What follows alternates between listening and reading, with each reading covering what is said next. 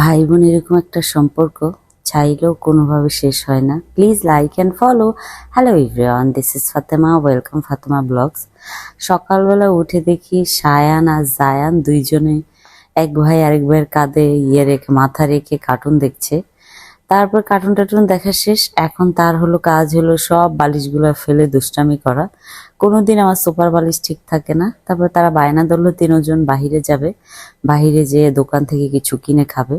বাসায় চকলেট মকলেট সব আছে কিন্তু খাবে না, দোকান থেকে এনে খাবে। তারপরে এই যে তিন ভাই বোন মিলে চকলেট আনলো।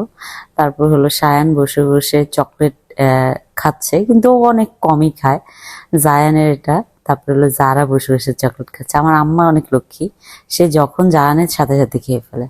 তো এখানে শুভ আর আমি রেডি হয়ে বের হয়ে যাচ্ছি, আমাদের খুবই একটা ছোট কাজ ছিল। তারপরে যে আমরা চলে গেলাম বনানীতে, বনানী সুপার মার্কেটে।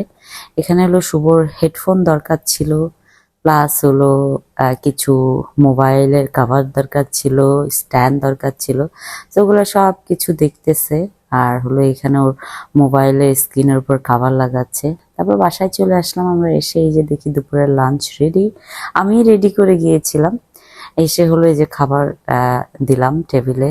দেওয়ার পরে জায়ানকে ডাক দিলাম, জায়ান চলে আসলো।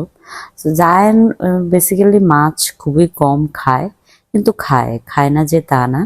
তো মাছ আর ডাল দিলাম জায়ানকে। জায়ানকে মাছ দেওয়ার পরে জায়ান বলছে যে একটাই মাছ দিবা, বেশি দিবা না। তারপরে একটা মাছ দিলাম।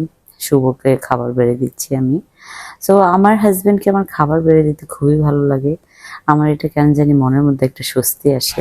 উইকেন্ডে আমাদের এরকম অলসেই দিন যায়। So thank you so much for watching my video.